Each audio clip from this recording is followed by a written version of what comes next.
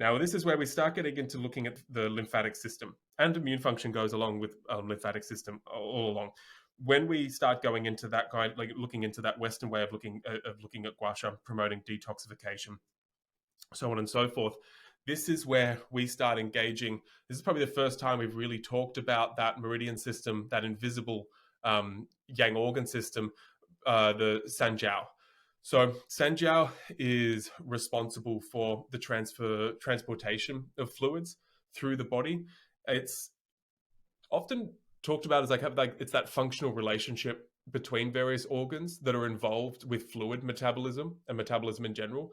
So they're between lungs, spleen, kidneys, small intestine, bladder, and it's paired with the pericardium. So along with San Jiao, it's not a distinct organ.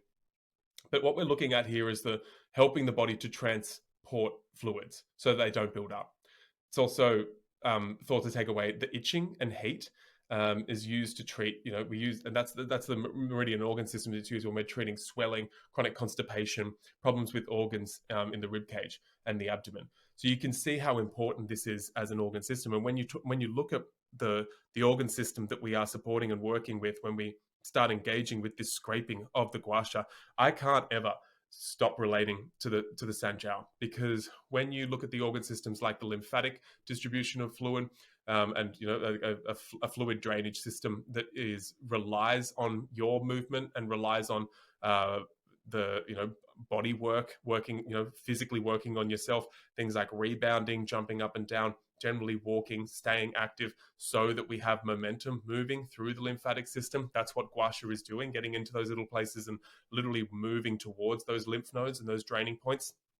That's where the real gentle scraping comes in. Even just like watching, that's where facial Gua Sha is beautiful. You watch what happens when fluids and swelling is accumulating around the face, and you see that gentle upward lifting scraping going through the face, real gentle scraping under the eyes, moving that lymphatic fluid, and then taking it up and out to the sides of the face, and then moving that fluid down so it can run back into the back lower part of the ears, and have that consistent drainage of lymph.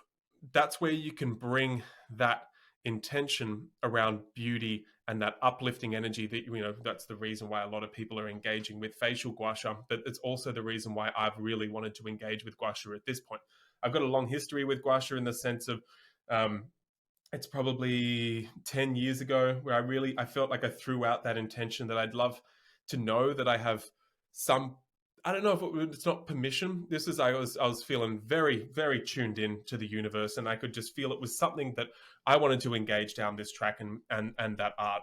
And there was somewhat of a tradition there, and I wanted to feel that I had permission to walk down that route, especially since I was going to be doing it in a way that I don't have a governing body. I don't want to be a practitioner, so on and so forth. And so I threw that out there, and then a year later, I traveled to New Zealand to run a cacao, a cacao like tonic bar at a festival in Auckland. And there was a Maori man and his wife. He's had a Scottish wife. I won't say their names here. I don't know why, but I just feel I shouldn't. He was a stone carver, Maori stone carver. Beautiful, beautiful man.